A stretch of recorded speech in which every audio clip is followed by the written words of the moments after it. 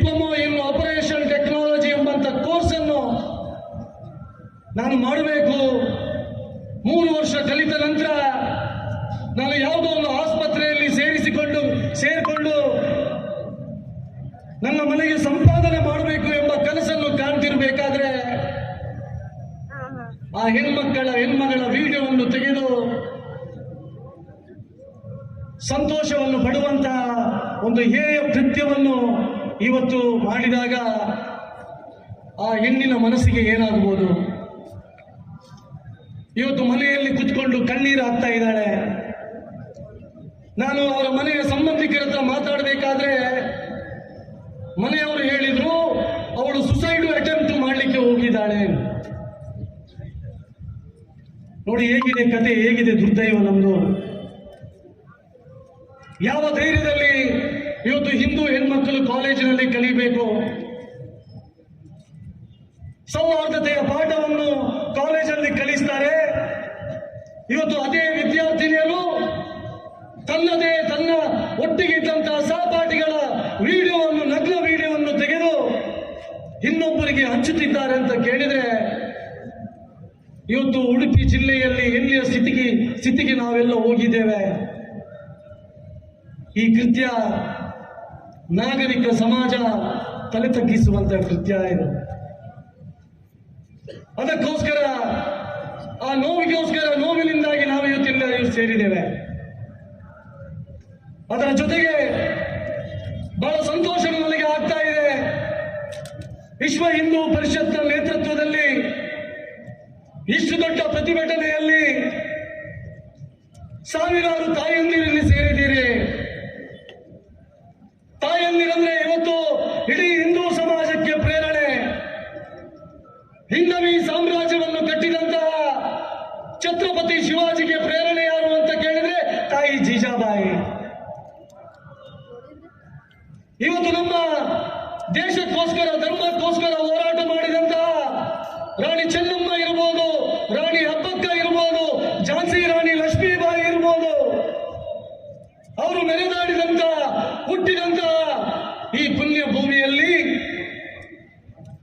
ಒಬ್ಬಳು ಹೆಣ್ಮಗಳಿಗೆ ನ್ಯಾಯ ಸಿಗಬೇಕೆಂಬ ಕಾರಣಕ್ಕೋಸ್ಕರ ಇವತ್ತು ತಾಯಂದಿರಲ್ಲ ಸಾವಿರಾರು ಸಂಖ್ಯೆಯಲ್ಲಿ ತಾವೆಲ್ಲರೂ ಇಲ್ಲಿ ಬಂದಿದ್ದೀರಲ್ಲ, ನಾನು ನಿಮಗೆ ಶತ ಪ್ರಣಾಮಗಳನ್ನು ಈ ಸಂದರ್ಭದಲ್ಲಿ ಅರ್ಪಿಸ್ತಾ ಇದ್ದೇನೆ.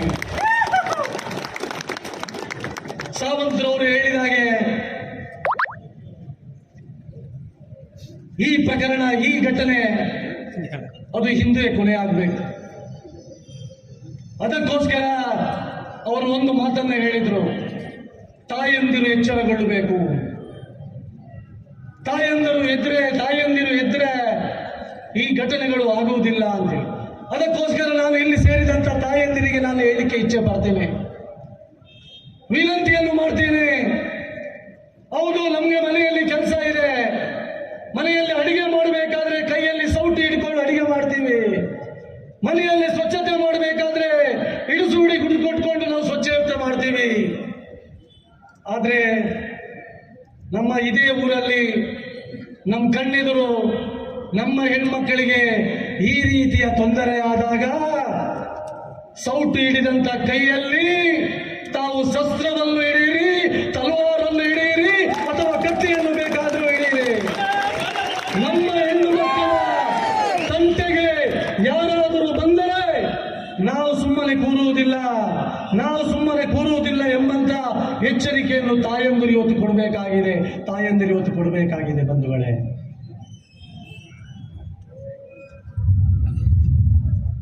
ಕಳೆದ 3-4 ವರ್ಷಗಳಿಂದ ಕರ್ನಾಟಕದಲ್ಲಿ ಇವತ್ತು ಭಯೋತ್ಪಾದಕದ ಜೊತೆ ಬೇರೆ ಬೇರೆ ರೀತಿಯ ಚಟುವಟಿಕೆಗಳು ಆಗ್ತಾ ಇದೆ. ಯಾವಾಗ ಶಿವಮೊಗ್ಗದಲ್ಲಿ ಹರ್ಷನ ಹತ್ಯೆ ಆಯಿತು, ಯಾವಾಗ ನಿಟ್ಟಾರ್ನಲ್ಲಿ ಪ್ರವೀಣ್ನ ಹತ್ಯೆ ಆಯಿತು, ಮೊನ್ನೆ ಮಂಗಳೂರಿನಲ್ಲಿ ನಡೆದಂತ ಕುಕ್ಕರ್ ಬಾಂಬ್ ಸ್ಫೋಟದಲ್ಲಿ ನಡೆದಂತ ಪ್ರಕರಣದಲ್ಲಿ ಬಂಧಿತ ಆದಂತ ಎಲ್ಲ ಆರೋಪಿಗಳು ಹೇಳಿದಂತ ಮಾತು ಯಾವುದು?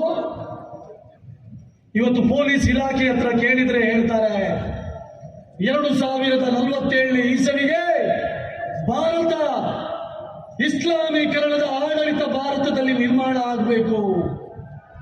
ಅದಕ್ಕೋಸ್ಕರ ಕರ್ನಾಟಕ ನಮ್ಮ ಟಾರ್ಗೆಟ್.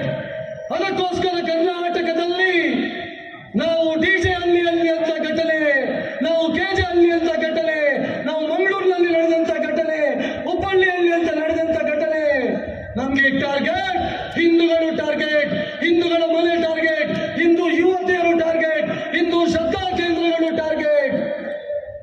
ಇದು ಬಂಧಿತ ಆರೋಪಿಗಳು ಹೇಳಿದಂತ ಮಾತು. ಇದು ಬಂಧುಗಳೇ, ಬಂಧಿತ ಆರೋಪಿಗಳು ಹೇಳಿದಂತ ಮಾತು ಇದು.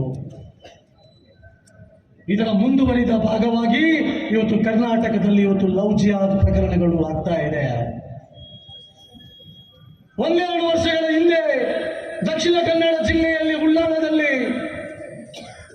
ತುಂಬಾ ಬೇಸರ ಆಗುತ್ತೆ. ನಮ್ಮದೇ ಒಬ್ಳು ಯುವತಿ ದೀಪ್ತಿ ಮಾರ್ಲಾ ತನ್ನ ಮನೆಯಲ್ಲಿ ಮನೆಯವರು ನನ್ನ ಮಗಳು ಕಲಿತು ದೊಡ್ಡವಳಾಗಿ ಡಾಕ್ಟರ್ ಆಗಬೇಕೆಂಬ ಕಾರಣಕ್ಕೋಸ್ಕರ ದೇರ್ಲಕಟ್ಟೆಯ ಒಂದು ಫಿಸಿಯೋಥೆರಪಿ ಕಾಲೇಜಿಗೆ ಕಳಿಸಬೇಕಾದ್ರೆ ಆ ಫಿಸಿಯೋಥೆರಪಿ ಕಾಲೇಜಲ್ಲಿ ಒಬ್ಬ ಮುಸಲ್ಮಾನ್ ಯುವಕನ ಪರಿಚಯ ಆಗುತ್ತೆ. ಪರಿಚಯಕ್ಕೆ ಆಗಿ ಮದುವೆ ಆಗ್ತಾಳೆ. ಮನೆಯವರು ಹೇಳ್ತಾರೆ, ಬೇಡ ಮಗಳೇ, ಮುಸಲ್ಮಾನ್ ಯುವಕನನ್ನು ಮದುವೆ ಆಗಬೇಡ. ಆದ್ರೆ ಯುವತಿ ಕೇಳಲ್ಲ, ಮದುವೆ ಆಗ್ತಾಳೆ. ಇವತ್ತು ದೀಪ್ತಿ ಮಾರ್ಲಾ ಮಾರಯ್ಯಮ್ಮ ಆಗಿ ಇವತ್ತು ಎಲ್ಲಿದ್ದಾಳೆ ಅಂತ ಕೇಳಿದ್ರೆ ಜೈಲಲ್ಲಿದ್ದಾಳೆ. ಯಾಕೆ ಗೊತ್ತಾ? ಸಿರಿಯಾದ ಭಯೋತ್ಪಾದಕರ ಜೊತೆ ಸಂಪರ್ಕ ಇದೆ ಎಂಬ ಕಾರಣಕ್ಕೋಸ್ಕರ. ಕಳೆದ ವರ್ಷ ವಿಟ್ಲದಲ್ಲಿ 13 ವರ್ಷದವಳು ಆತ್ಮಿಕ ಒಬ್ಬಳು ಹೆಣ್ಮಗಳು, ತಂದೆ ತಾಯಿ ಕೂಲಿ ಕೆಲಸ ಮಾಡೋದು, ಯಾರ್ದೋ ಮನೆಯ ತೋಟದಲ್ಲಿ ಸಣ್ಣ ಸಣ್ಣ ಕೆಲಸ ಮಾಡಿಕೊಂಡು ತನ್ನ ಮಗಳು 10ನೇ ಕ್ಲಾಸ್ ಕಲಿತು ದೊಡ್ಡವಳಾಗಬೇಕು, ಕಲಿಬೇಕೆಂಬ ಕಾರಣಕ್ಕೋಸ್ಕರ ಶಾಲೆಗೆ ಕಳಿಸಿದ್ರೆ ಒಬ್ಬ ಮುಸಲ್ಮಾನ್ ಯುವಕನ ತೊಂದರೆ, ಕಿರುಕುಳ, ನಿನ್ನನ್ನು ನಾನು ಮದುವೆ ಆಗ್ತೀನಿ ಎಂಬ ಕಾರಣಕ್ಕೋಸ್ಕರ ಕಿರುಕುಳವನ್ನು ತಡೆಯಲಾರದೆ ಆತ್ಮಹತ್ಯೆ ಮಾಡ್ತಾಳೆ. ಎಷ್ಟು ಪ್ರಕರಣಗಳು ನಮ್ಮ ಕಣ್ಮುಂದೆ ಇದೆ. ಈ ಲವ್ ಜಿಹಾದಿನ ಹಿಂದೆ ಒಂದು ದೊಡ್ಡದಾದಂತಹ ಷಡ್ಯಂತ್ರದ ಕಾರಣದಾದೆ ಇವತ್ತು ಹಿಂದೂ ಹೆಣ್ಮಕ್ಳು ಬಲಿಯಾಗ್ತಾ ಇದ್ದಾರೆ. ಪ್ರತಿಷ್ಠಿತ ಕಾಲೇಜ್ ಮಂಗಳೂರಿನ SDM ಕಾಲೇಜ್, ರೇಷ್ಮಾ ಅಂತ ಒಬ್ಬಳು ಹೆಣ್ಮಗಳು ಇನ್ನೇನು 6 ತಿಂಗಳು ಆಗ್ಬೇಕಾದ್ರೆ ಅವಳು LLB ಮುಗಿಸಿ ವಕೀಲರವಳು. ಯಾರ್ದೋ ಒಬ್ಬ ಫೇಸ್ಬುಕ್ ಅಲ್ಲಿ ಒಬ್ಬ ಮುಸಲ್ಮಾನ್ ಯುವಕನ ಪರಿಚಯ ಆಗುತ್ತೆ. ಪರಿಚಯ ಪ್ರೀತಿಗೆ ತಿರುಗಿ ಒಂದು ದಿವಸ ನೋಡ್ಬೇಕಾದ್ರೆ ಆ ಹೆಣ್ಮಗಳು ಇಲ್ಲ, ನಾಪತ್ತೆ. ಮನೆಯವರು ನಮ್ಮ ಹತ್ರ ಬಂದ್ರು, ನಾವು ದೂರು ಕೊಟ್ಟಿವಿ. ಹುಡುಕುತ್ತಾ ಹೋದ್ರೆ ಮುಂಬೈಯಲ್ಲಿರುವಂತ ಯಾವುದೋ ಒಂದು ಜೋಪಿಡಿ ಪಟ್ಟಿಯಲ್ಲಿದ್ದಾಳೆ. ತಂದೆ ತಾಯಿ ಹೋಗಿ ನೋಡ್ಬೇಕಾದ್ರೆ, ಆ ಮಗಳನ್ನು ನೋಡ್ಬೇಕಾದ್ರೆ ಮಗಳ ಮುಖ ಕಾಣುವುದಿಲ್ಲ.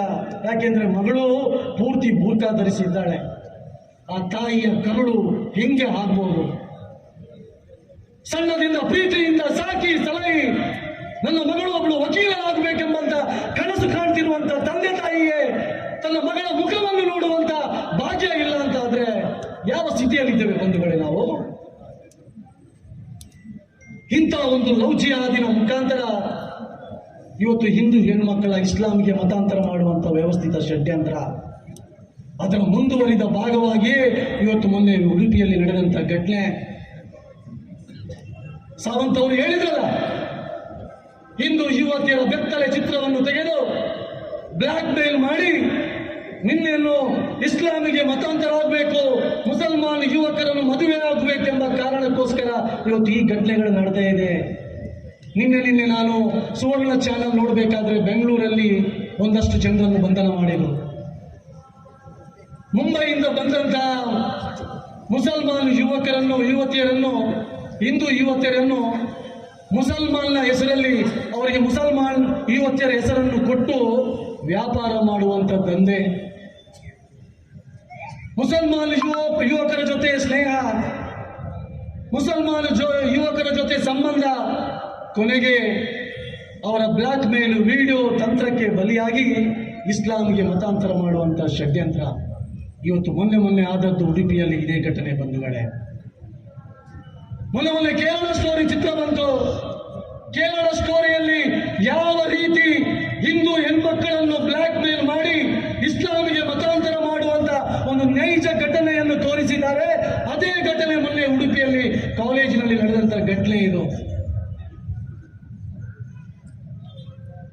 ಅಂತ ಘಟನೆ ಇವತ್ತು ಉಡುಪಿಯಲ್ಲಿ ಆಗಿದೆ.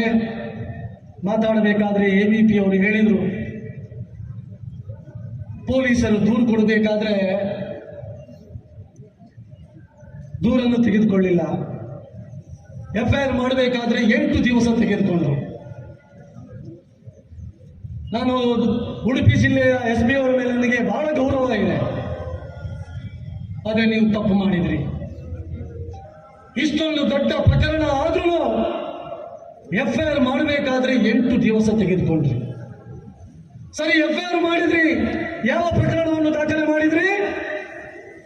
ಯಾವ ಒಬ್ಬ ಹೆಣ್ಮಗಳಿಗೆ ಅನ್ಯಾಯವಾಗಿದೆ, ಅವಳ ಮಾನಭಂಗವಾಗಿದೆ ಅಂತ ಪ್ರಕರಣವನ್ನು ದಾಖಲಿಸದೆ ಇಲ್ಲಿ ವಕೀಲರಿದ್ದಾರೆ. 354 ಸೆಕ್ಷನ್ ಪ್ರಕಾರ FIR ಮಾಡಬೇಕಿತ್ತು, ಇವರು FIR ಮಾಡಿಲ್ಲ. ಅಷ್ಟು ಮಾತ್ರ ಅಲ್ಲ, ಅವರಿಂದ ಮೊಬೈಲ್ ಸೀಸ್ ಮಾಡಬೇಕಿತ್ತು, ಮಾಡಲಿಲ್ಲ. ಕಾಲೇಜ್ ಆಡಳಿತ ಮಂಡಳಿಗಳು ಏನು ಹೇಳಿದ್ರು ಅದನ್ನು ಕೇಳಿದ್ರು, ಸುಮ್ಮನೆ ಆದ. ಬಂಧುಗಳೇ, ಆಶ್ಚರ್ಯ ಆಗ್ಬೋದು, ಪೊಲೀಸರು ಇದನ್ನು ತನಿಖೆ ಮಾಡ್ತಾ ಇದ್ದಾರೆ ಇವತ್ತು.